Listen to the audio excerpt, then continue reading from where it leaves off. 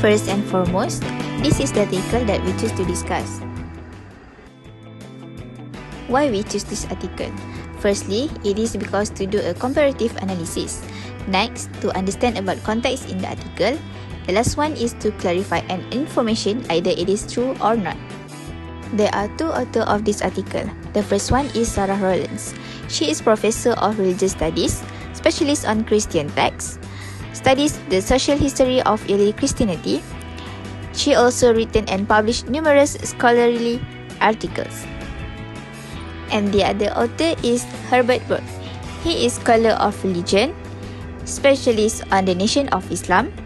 He also scholars who study the earliest histories of modern religious movement, and he used social theory to study the historical sources and context of the early texts of Islam. The first argument is the theological product rather than historical.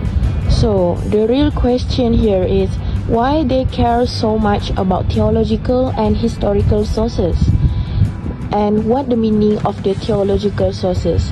Theological sources refers to anything that we supposed to believe and say anything that related to God. And as we all know that they care more about the data and something they can see with their own eyes rather than supernatural things. So they do not believe in any miracles that in Al-Quran or Bible, because they believe that the stories is relying too much on religious sources that can cloud scholars' judgment. And the next argument is the historical Muhammad and Jesus rely on problematic sources, they assume, such as from the perspective of Muhammad, they said that Quran is canonized much later. And as for Jesus, although there is so many sources there, they assume that for each sources is corrupted from human's hand. In the third argument, the writers then proceed over the methodologies that historical scholars apply for reconstructing the historical Jesus and historical Muhammad. They note that there is no single agreed upon method for doing this. Besides claiming that there is no single agreed upon approach for doing the reconstruction, they also claim that various scholars apply different methods. Yet, they claim that all of these methodologies are founded on the belief that the sources are reliable research. In the fourth argument, the authors conclude by arguing that the scholarly study of the historical Jesus and the historical Muhammad is still in its early stage. They propose that more work needs to be done by the scholar to develop more reliable methods for reconstructing this figure. They also suggest that researchers to be more conscious of the theological assumption that they apply to their study. The first refutation about their argument, the theological product rather than historical. Firstly, the majority of scholars who research the historical Muhammad and Jesus do not believe that were solely theological in nature. There is historical information that can be utilized to recreate their life and teaching. This book explains that the Quran and New Testament are both historical that give significant insight into the life of Muhammad and Jesus, and this writing may be combined with other sources too. The actual Muhammad and Jesus were genuine people living in real historical situations. The first example is Jesus' message of love and peace was received by many, but because his preaching were against the Roman policy, he eventually came into conflict with them. Despite the fact that Jesus was educated, this is a message of hope that will continue to inspire people today. Second example, the verse in the Quran allude to the social and political reality of Muhammad. As you can see, the text of Surah Al-Anbiya 107 demonstrates that the Prophet's message was intended to bring peace and harmony to the world.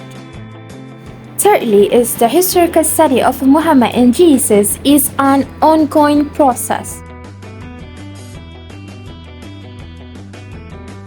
The first example is researchers assume that Muhammad was illiterate, but recent research suggests that he may be able to read and write.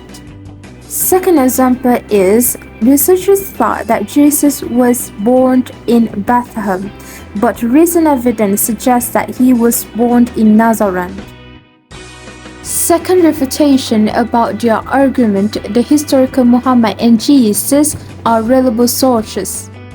The sources in Islam have the Quran is the major literature of Islam as a God message, and the Hadiths are the collection of Muhammad saying and act as a record by his companion, and lastly as the Sirah is Muhammad biography.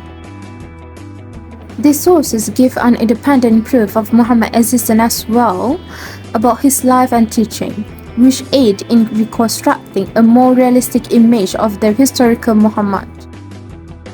The sources in Yes's religion have the canonical and extra-canonical. The sources, the only sources of information that concern about the Yes's life, but the sources are not guaranteed that are accurate, and we must be careful examine the information to which part of the record are most likely correct. The refutation of the third argument. There is no single agreed upon method for reconstructing the historical Muhammad and Jesus. Let's see the refutation. Firstly, the method to reconstructing the sources of the historical Muhammad not relevant.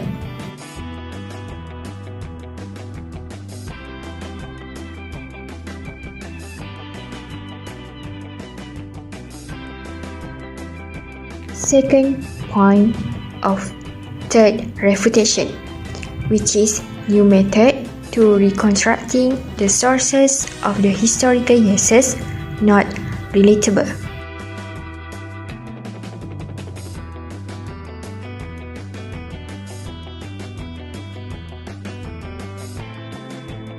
Next, the refutation of the fourth argument. The scholarly study of the historical Muhammad and the historical Jesus are still in its early stage.